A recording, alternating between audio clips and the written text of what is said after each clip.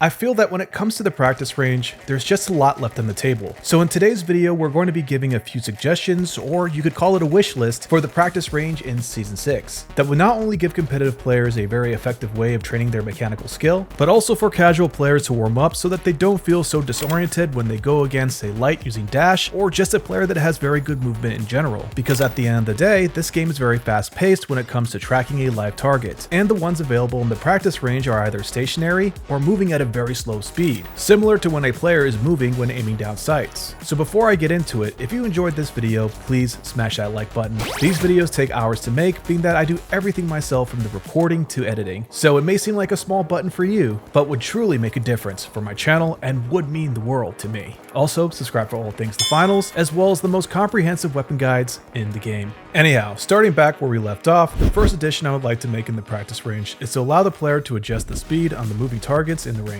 and to also randomize the movements so it's not just moving in a predictable pattern. This change alone would tremendously help the player's ability to reactively track, which is to spontaneously move directions with your target, rather than predicting their movements and attempting to lead your shots. The next is to increase the rate at which the target responds. This will allow the player to adjust for the intensity that they will more than likely experience in a live engagement, leaving very little downtime. Because in the arena, the variables are unpredictable, and an opponent can engage you at any time regardless if you are finished with an engagement or not. Now, this next addition should be an option for those players that want to get a feel of how to track while dealing with recoil, not just strictly memorizing the recoil pattern. And that is the ability to enable infinite ammo for a desired weapon without needing to reload, as well as infinite health for the targets. Now, I know players are going to say if you do that, then you're not going to be able to learn the recoil pattern properly, or get used to the reload times for the weapon, which is a valid argument. However, the recoil of the weapon won't just disappear, it'll just reset whenever it reaches the end of its original capacity. And there would be an option to turn it on or off. Because at the end of the day, for the majority of weapons, simply moving the reticle dynamically and utilizing the recoil smoothing mechanic is enough to gain a decent amount of control over the weapon, allowing the player to be very effective with it. Also, the ability to utilize specs as well as gadgets infinitely. This will tremendously help with using specializations such as getting smoother with the dematerializer, shield juggling, accuracy with the winch claw, and get used to the physics of the grapple hook to gain maximum velocity.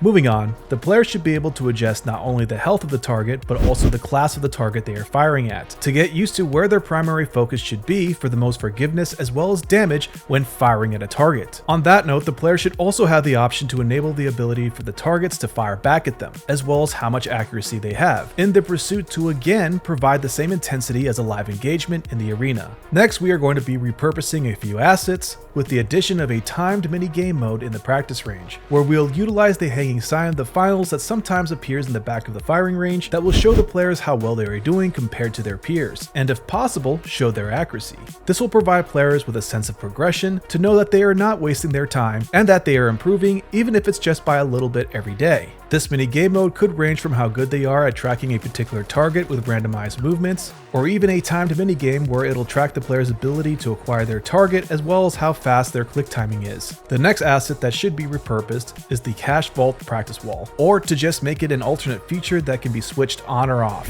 This can be changed into a target acquisition exercise that will help the player transition from target to target as well as acquire them faster. For example, this wall would have a time limit of 60 seconds, and the player's objective is to shoot each circle that lights up green as fast as they can and transfer to the next target that lights up right after. Anyhow, that's about all I could think of at the moment, and before anyone comes to say that this is going to make the game more sweaty, I hate to break it to you, but that ship has already sailed, or eventually will sail the more you progress through the game. So these changes are in the pursuit to allow new players to get better accustomed to what they may actually experience in the arena, and not simply quit because the mechanics of this game is not what they're used to. These changes, like I said before, will not only help the competitive scene, but it'll make the experience a lot more bearable for the casual player because they will actually be prepared for what is to come in the arena. Anyhow, if you guys have any other suggestions, please let me know down in the comments, as well as smash that like button if you enjoyed this video. I would massively appreciate it if you did. Subscribe for all things the finals and the most comprehensive weapon guides in the game. Peace and love, guys,